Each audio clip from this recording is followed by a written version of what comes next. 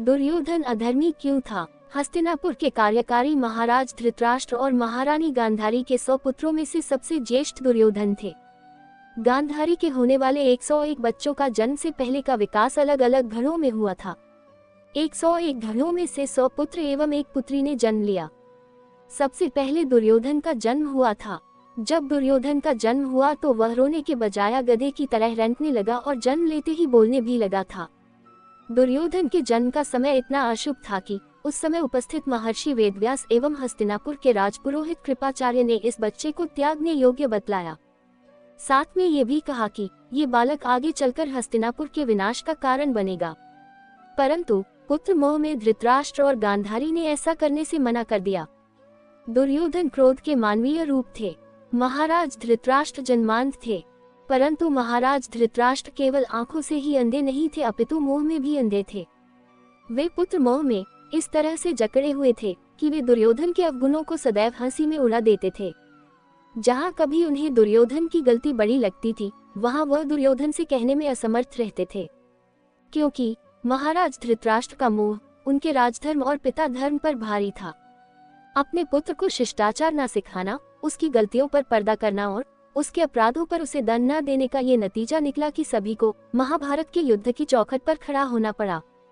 हम सदैव से सुनते आए हैं कि दुर्योधन अधर्मी था, और वह हो भी क्यों ना। जहाँ क्रोध है वहाँ धर्म किस प्रकार हो सकता है?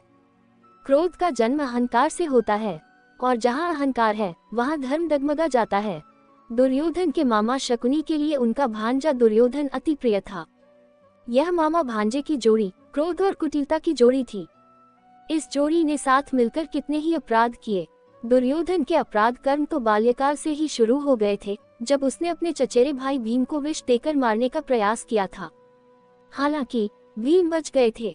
युवावस्था में फिर दुर्योधन ने पांडवों को मारने के लिए वारणावत में लाक्षागृह का निर्माण कराया, जहां पर दुर्योधन के चचेरे भाई पांडवों के साथ उनकी चाची देवी कुंती भी उपस्थित थी। अपने द्वेष की भावना में वह लगातार गिरता गया। द्रौपदी चीरहरण, उसके पतन का दुर्योधन अधर्मी क्यों था, एक और ज्वलंत उदाहरण है। और अंततः उसका पूर्ण पतन तो तब हुआ जब श्री हरि नारायण स्वयं युद्ध टालने के लिए मैत्री संदेश लेकर हस्तिनापुर आए। दुर्योधन ने उन्हें बंदी बनाने का प्रयास किया था। दुर्योधन को अनेक अवसर मिले, परंतु हर बार उसने सिद्ध किया कि क्रोध केवल विनाश जानता है। अहंकार, द्वेष, घृणा, ईर्ष्या की जड़ें इतनी गहरी थी दुर्योधन में कि धर्म तक वो कभी पहुंच ही नहीं पाया। दुर्योधन के दुराचारी होने में उसके जन्म और उसके संस्कार दोनों ही भागीदार हैं।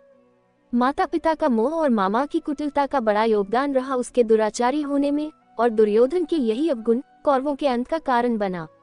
अगर आपको मेरी यह कहानी अच्छी लगी हो तो प्लीज मेरे चैनल को सब्सक्राइब कर देना, लाइक कर देना, शेयर कर देना और बेल आइकन को प्रेस कर देना। धन्यवाद।